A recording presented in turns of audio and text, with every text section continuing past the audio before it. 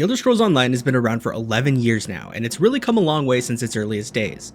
ESO has had some major design changes take place over the years, such as 1 Tamriel back in 2016, and the introduction of chapters all the way back in 2017.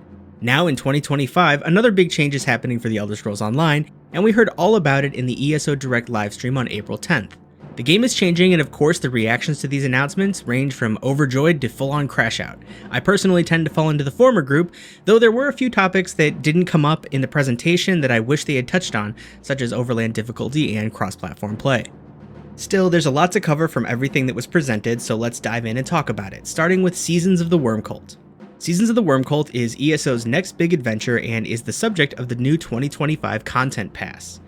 This Content Pass includes 4 major releases over the course of 2025, including a new storyline in a brand new zone, a special server-wide one-time event, and 4 new dungeons. 2 of them were already released in the Fallen Banners DLC, as well as some cosmetics and smaller things depending on when you purchase the pass. The setting of this new content, releasing in June alongside Update 46, will be the island of Solstice, which appears to be populated by groups of exiled High Elves and Argonians who have seemingly built a society together, which I'm sure is working out smoothly for all parties involved. This island has come under threat by Mannimarco's Worm Cult. You'll remember them as the guys dropping these dark anchors all over the place, who we fought against in ESO's base game storyline. We don't know much about what they're up to so far, but I'm pretty sure they have something to do with this giant ghost fence, writhing wall, that's dividing the island in half, causing the eastern side of the island to be unreachable. This is where that special server-wide event will come into play. The event is going to involve working together with other players to breach this wall and unlock the eastern half of Solstice to assault the Worm Cult's base of operations there. Overall, I think everything they have planned sounds really fun and exciting. I wasn't even expecting to get a full new zone this year, so I'm pleasantly surprised by these announcements. At this point you might be thinking, hey, wait a second, this announcement feels an awful lot like a chapter reveal. And you would be correct about that. Going into this, we already knew that 2025 would be a transitional year for the game, where we move from a new chapter every year to a seasonal content model, and so far this does look like they just took a chapter and instead of calling it Solstice, they changed the name and marketing of it to call it Seasons of the Worm Cult. Why are they calling it Seasons instead of Season anyway? Well, here's what I think is going on. I think Solstice was planned to be the next chapter, but in the middle of its development cycle, a decision was made to move to a seasonal content release model going forward. We know the reason they're doing this is so that the developers could be more dynamic with updates to existing parts of the game without the looming deadline of a big new zone needing to be ready every June. Since that decision was made while Solstice was already in development, it probably would have been a mistake to change the current plan. That's why 2025 is a transition year, because this year isn't going to be what the seasonal model is supposed to look like going forward. I think that's why they're calling it Seasons, by the way, because they don't want to set the expectation that a season is going to last the whole year. In the presentation, they touched on this by saying that future seasons will likely be shorter, either 3 or 6 months at a time, so I expect the real content cadence changes will be more significant starting in 2026. I know there's been a lot of concern that ESO changing from chapters to seasons means that they're ramping the game down or shifting it into maintenance mode, and initially after seeing the 2025 content schedule, I thought ZOS had proven those worries to be totally wrong. But after giving it some time, I think the jury is still out on whether or not that will be the case. Since this year's update is essentially just a new chapter release with different marketing, we'll have to see how things change when we get into 2026 to get a real answer to that question. For now though, I remain optimistic, and for the moment, the future of ESO is looking bright.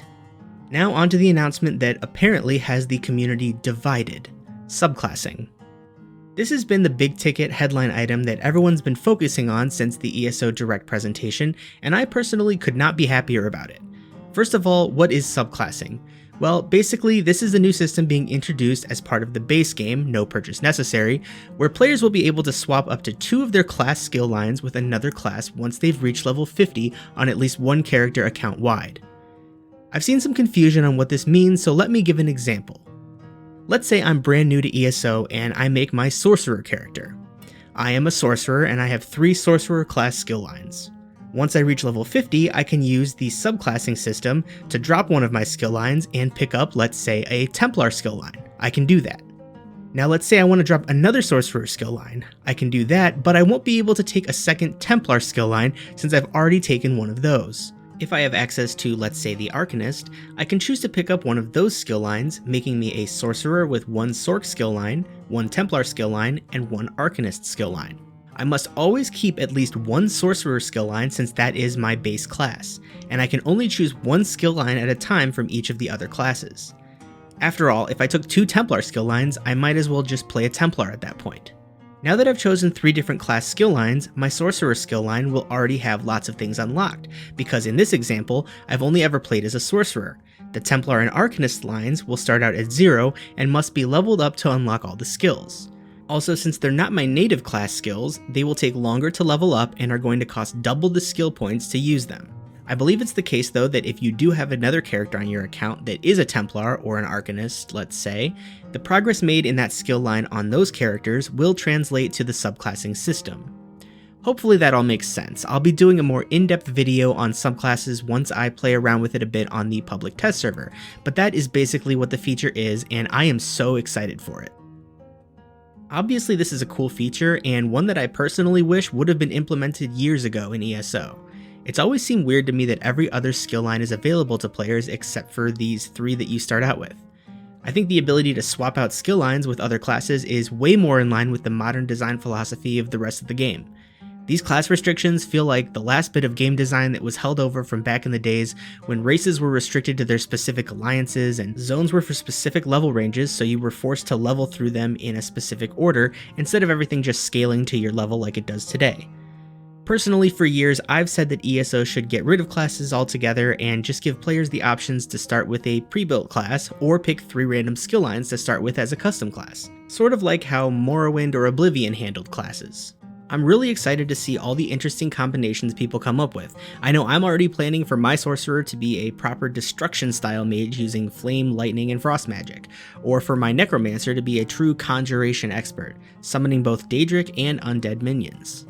To be fair to the subclassing skeptics, there are some concerns with homogenization and new meta builds emerging from the introduction of this subclassing system. The argument is that if someone figures out that the highest damage you can do is with a Sorc Nightblade Arcanist hybrid, then everyone who pushes the most difficult content or goes for the world record trial times is forced to play that build. Well, my counter to that is essentially, how is that different than what happens now? There's already an optimized meta build for every role. The only difference is that maybe those min-maxers will have fewer characters to switch between. There will always be an incentive to bring the highest performing build to any content, but in my experience, like 85% or more of ESO's entire content is totally doable as long as you put some consideration into your build and gear. This might be my own bias talking, but I don't think ESO has the same kind of hardcore content attitude that some other games have.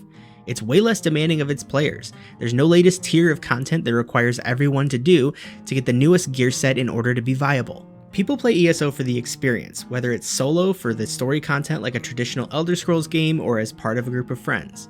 You can already choose from dozens if not hundreds of skills accessible to every class at this point, many of which do similar things already, so I really don't think that subclassing is going to change who does or doesn't get invited to different content any more than what already happens. And for those players who feel like they need to always play the most optimized builds possible, just think about how much more optimized and powerful your build is going to be now that you can pick abilities from various classes. You'll still end up with the optimal build, but who knows, maybe it'll be more fun with the added variety. So basically my point is that I don't think this change is going to end up being that big of a deal when it comes to the meta and homogenization problem. Yes, it will happen, but I just don't see this change leading to more people being forced into an optimized build. I think the number of different and interesting viable options will increase, and it'll be more fun for more people overall. At least I really hope that's the case. The other thing I've seen crop up as an argument against subclassing is because it gets rid of class identity, which I actually have quite a few thoughts about. I'll start by saying I think the only reason the Elder Scrolls Online made it past its early years and became the success it is today is largely because it's an Elder Scrolls game. When this game started its development in 2007, Oblivion was the current Elder Scrolls mainline title, and World of Warcraft was peaking as the king of the MMO genre. Keep that in mind. It was before Skyrim's massive success and before the classless skill system became a staple of what we think of as an Elder Scrolls game feature today. I think at the time ESO was developed, the thought of creating a classless MMO was not looked on favorably, and I think the class choices they ended up making were a little weird considering this is an Elder Scrolls game. I think they created classes based on what they thought would be attractive to MMO players, while still being a little different than a warrior, mage, priest, or rogue, but still trying to fill those archetypes. But the class fantasy ESO's classes ended up with were a bit too specific in my opinion to appeal to the wide variety of different archetypes most Elder Scrolls fans are used to. I'll grant you that the Nightblade is pretty spot on for a sneak thief assassin fantasy, but I think my point still stands. Classes in Elder Scrolls aren't an integral part of the franchise the same way they are in like a Dungeons & Dragons or World of Warcraft setting, where your class literally defines who you are. I could go on an hour-long rant about all the little things that I dislike about ESO's classes from an Elder Scrolls lore perspective, but that's not what we're here to do in this video. My opinion is that classes in ESO are just a function of gameplay design that were seen as necessary when the game launched. Nowadays, when we have so many skills accessible to everyone, it's not really necessary to have classes in the traditional sense at all, so being able to swap some of those skill lines to get more customization is ultimately a good thing. I would much rather see classes shift to be more of an aesthetic, cosmetic choice rather than a functionality or skill restriction, if that makes sense. I know there are people out there who will strongly disagree with my opinion here, so if that's you, I welcome your perspective in the comments, and who knows, maybe your argument will shift my opinion to some degree. But enough of this conversational side quest. After all, this video is supposed to be about the 2025 content announcements and the future of the game. From a prison cell in Cold Harbor to the island of Solstice, ESO has become a massive game and an undeniable powerhouse of an MMO. The 2025 ESO Direct really brought the hype back for me, and I'm excited to learn more about Solstice, the Seasons of the Wormcold, subclassing, and especially this Writhing Wall world event. The content pass is already on sale, and the prequel quest is already available for players in the game today. The next big thing to look forward to is the Island of Solstice and part 1 of its story coming this June alongside Update 46, the free base game update that will feature subclassing as well as some exciting features like console add-on support and a new welcome back feature. Stay tuned for my deep dive video on everything coming in Update 46, as well as a dedicated video explaining and showing off subclassing once it hits the PTS. I'll also leave a link to the ESO Direct stream in this video's description. If you haven't seen it already, I think it's definitely worth a watch. That's all I've got for this video. If you enjoyed it, please give it a like, and until next time, see ya.